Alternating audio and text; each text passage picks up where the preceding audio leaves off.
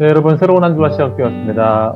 이번 주는 우리가 로마서 5장을 함께 묵상해 나갑니다. 5장을 읽으시면서 성령님께서 여러분들을 조명하시는 귀한 은혜가 있기를 바랍니다.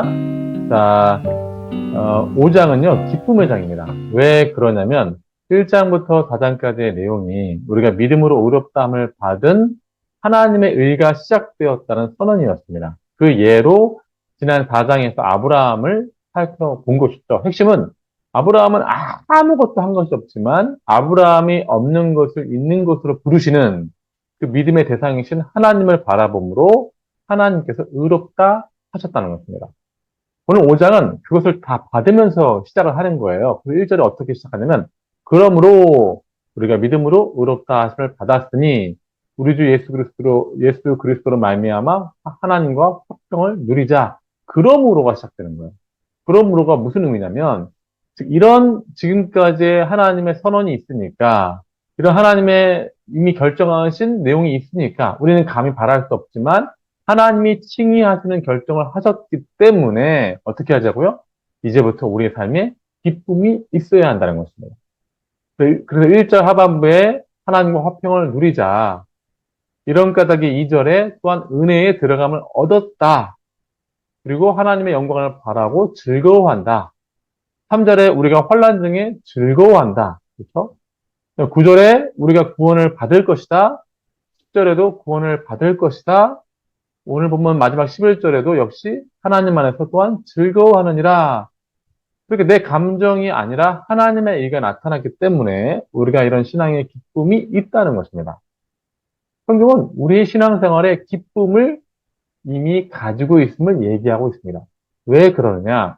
하나님의 위치에서, 하나님의 입장에서 시작하신 그 구원의 어마어마한 가치 때문에 그러하다는 것입니다. 이게 성경이 말하는 기쁨의 이유가 되는 거예요. 여러분, 날마다 솟구쳐 오르는 기쁨을 가지고 싶으십니까? 그러면 하나님께 돌아가면 됩니다. 오늘 성경이 이것을 3번이나 강조하는데, 하나님의 입장과 그분에게서 출발한 구원을 바라볼 때, 우리 안에서 하나님을 바라봄으로 기쁨이 길러 올려지는 거예요. 그 3번은 6절, 8절, 10절에 반복되어지는데요. 6절을 보시면 우리가 연약할 때에, 그렇죠? 우리가 아주 연약할 때, 하나님의 영광이 전혀 이르지 못하는 그런 연약한 때에, 부족한 때에, 하나님의 입장에서 우리를 향한 화목의 일을 시작하셨습니다. 심지어 8절에는 우리가 죄인 되었을 때에, 하나님을 향해 죄를 짓고 있을 때, 10절에는 하나님께 반목하며 우리가 원수 되었을 때에, 하나님이 하실 일, 십자가를 지심으로 우리와 화목해 되어진 일을 하신 것입니다. 그러므로 이 모든 일들을 봤을 때 나를 바라보지 말고 성경은 하나님이 이미 정하신 입장에서 기쁨을 길러 올리라고 얘기하고 있는 것입니다. 나를 바라보면 나는 죄인인데 어디서 기쁨을 길어 올리겠어요? 내 감정과 내 의지? 할 수 없는 나를 계속해서 발견하게 되잖아요. 그런데 하나님은 그 일을 이미 하신 것이죠. 그래서 12절에 보시면 이제 기쁨이 될 수밖에 없는 두 번째 그러므로가 나오는 거죠. 첫 번째 1절에서 그러므로가 나왔고, 이제 12절에 두 번째 그러므로가 나오는 것이죠. 12절에 그러므로 한 사람으로 말미암아 죄가 세상에 들어오고 죄로 말미암아 사망이 들어왔나니 이와 같이 모든 사람이 죄를 지었으므로 사망이 모든 사람에게 이르렀느니라. 이제 두 번째 기쁨의 근거를 얘기해 주는데 이 그러므로의 예는 설명이 좀 필요합니다. 바로 원죄에 대한 내용을 우리가 이해해야 되기 때문에 그런데요. 성경은 우리의 죄의 원인을 원죄에서 먼저 찾고 있는데 그것은 우리가 아담이 범죄했던 그 현장에 같이 있었다고 선언된 것입니다. 그래서 12절에 보시면 적극적으로 표현하기를 아담이 범죄했다. 이와 같이 모든 사람이 죄를 지었다라고 말합니다. 원죄의 핵심은 아담이 죄를 지을 때 아담의 허리 안에 온 인류가 함께 있었고 온 인류도 아담이 범죄할 때 함께 범죄했다는 것입니다. 온 인류가 죄의 최초 시발자는 아니지만 적어도 죄의 공범자로서 함께 그 자리에 있었다는 것이 성경의 선언이죠. 아담이 범죄할 때 그는 인류의 맨 앞에 있었고 우리는 모두 다 그의 허리에 있었고 아담이 범죄할 때 그는 맨 앞에서 대표적으로 그 죄악을 저질렀고 우리 모두도 다 함께 그 대표의 죄를 함께 보면서 그 죄를 저질렀다라고 말하는 것입니다. 이게 원죄의 내용이에요. 자, 이것은 성경이 가진 독특한 관점인 대표성의 원리에 기인합니다. 대표성이란 성경의 예를 들어서 곳곳에 나오는데요. 가장 대표적인 것이 이제 창세기 32장에 하나님이 야곱을 축복하시는 장면이 나옵니다. 하나님이 약복강 나루에서 야곱과 씨름을 하신 후에 야곱을 축복하시면서 그의 이름을 바꾸어 주신다고요. 그 이름이 무엇이냐면 바로 이스라엘입니다. 이스라엘.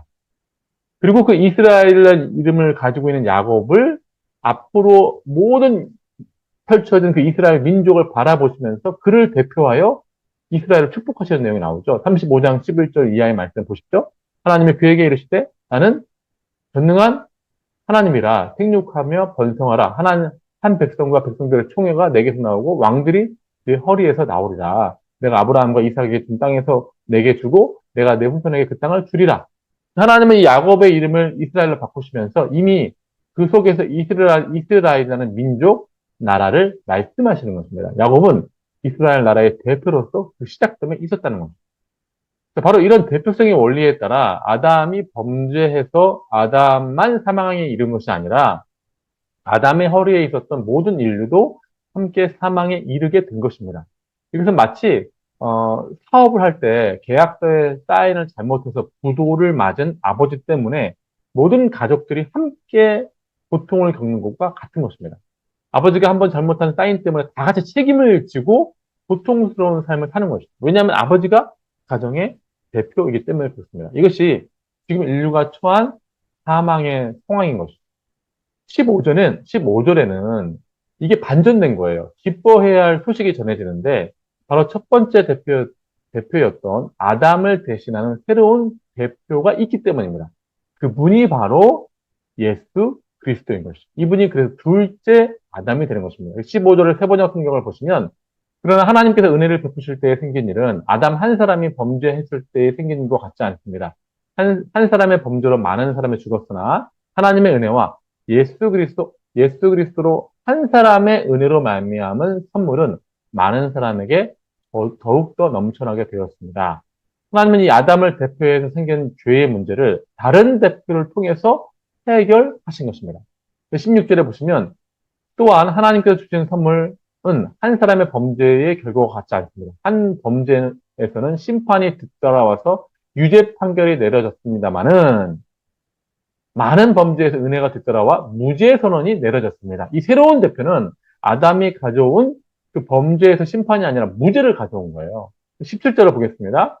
아담 한 사람의 범죄 때문에 한 사람으로 그 한 사람을 말미암아 죽음이 왕노릇하게 되었다면 넘치는 은혜와 의의 선물을 받은 사람들은 예수 그리스도로 한 분으로 말미암아 생명 안에서 왕노릇하게 되리라는 것을 더욱 확신합니다.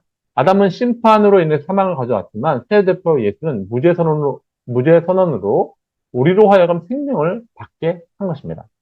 왜 우리가 이렇게 생명을 얻게 되었는가? 바로 새 대표로 인하여 18절에 하나님께서 의롭다함을 받았기 때문입니다. 그래서 지금 인류는 이 두 대표 중에 한 대표를 섬기고 있는 것입니다.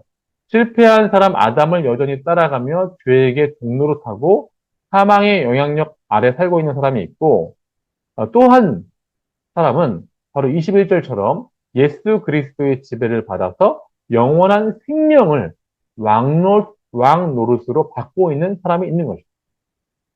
예수 그리스도라는 한 사람에게서 한 인류를 향한 하나님의 인류를 향한 계획과 새 인류를 향한 하나님의 소망과 태초에 약속하신 하나님의 사랑을 모두 다 담고 있는 것입니다. 그래서 하나님은 우리를 버리신 적이 없으시고 언제나 계획을 가지시고 있는 거예요. 그것이 얼마나 기쁨이 됩니까? 하나님은 우리를 위해서 이미 그렇게 하신 결정이 있으시고 그리고 우리의 상태 역시 새로운 대표를 통해 서 있기 때문에 그렇습니다. 이처럼 5장은 기쁨의 근거를 명확하게 제시해주고 있습니다. 그런데 왜 우리는 이렇게 구원이 의심이 되며 기쁘지 않을까? 단순합니다. 아까 제가 잠깐 얘기했지만 우리가 여전히 아담의 관점에서 우리를 해석하기 때문에 그렇습니다. 새 대표이신 예수 그리스도 안에서 담겨진 풍성한 것들을 찾아야 됩니다. 예수 안에 있는 것들을 찾으면 우리 안에 기쁨이 찾아와요. 그러니까 아담 안에 있는 것들은 죄밖에 없는데 거기서 우리의 옛 습관들을 따라 살면 우리의 구원의 기쁨이 무엇인지 모르죠. 기쁨의 근거는 내게 있거나 옛 대표에게 있는 것이 아닙니다. 하나님에게 있으며 새 대표이신 예수 그리스도에게 있습니다. 또 고린도전서 1장 30절에 너희는 하나님께로부터 나서 그리스도 예수 안에 있고 예수는 하나님께로부터 나와서 우리에게 지혜와 의로움과 거룩함과 구원함이 되셨으니 기록된 바 자랑하는 자는 주 안에서 자랑하라 함과 같게 하려 함이라. 우리가 그 안에 있으면 그분의 모든 것은 다 내 것이 됩니다. 아담의 그 한 죄가 내게 그렇게 많은 안 좋은 것과 죄악을 가져다 준 것 같이 그리스도 한 사람을 말미암아 나를 진정으로 나되게 하는 모든 것이 따라오게 되는 것입니다. 이것이 바로 우리의 기쁨이 되는 것입니다. 자, 이번 장을 읽으시면서 그리스도 안에 있는 풍성한 기쁨들을 간절히 찾아보시기를 바랍니다. 자, 5장을 함께 읽어나가면 두 가지 질문을 함께 나눠봤으면 좋겠습니다. 첫 번째는요, 6절, 8절, 10절에 있는 상태에 있는 우리를 향해서 하나님은 어떤 일을 하고 계시는가? 이런 상태에서 하신 일이 왜 중요하다고 생각하는지, 우리에게 왜 중요하다고 생각하는지 함께 생각해 봤으면 좋겠습니다. 두 번째 질문인데요. 18절을 읽어보면 인류의 대표는 정죄 혹은 생명을 가져옵니다. 가족으로 치면 정죄가 넘치는 가족이 있는가 하면 생명이 넘치는 화목한 가정이 있는 것입니다. 여러분은 지금 어떤 가족에 속해 있으십니까? 아니면 어떤 가족에 속하고 싶으십니까? 이걸 한번 18절을 읽으시면서 질문해 봤으면 좋겠습니다. 자, 이번 한 주도 로마서 5장 안에서 말씀이 주는 은혜가 있기를 바랍니다. 잠깐 기도하겠습니다. 주님 감사합니다. 성령께서 말씀을 조명하여서 깨닫게 되어주는 귀한 은혜, 하늘의 신령한 것을 맛보는 귀한 은혜가 있게 하여 주시옵소서. 맡겨드립니다. 예수 그리스도의 이름으로 기도드리옵나이다. 아멘. 자, 이번 한 주간도 화이팅입니다. 화이팅!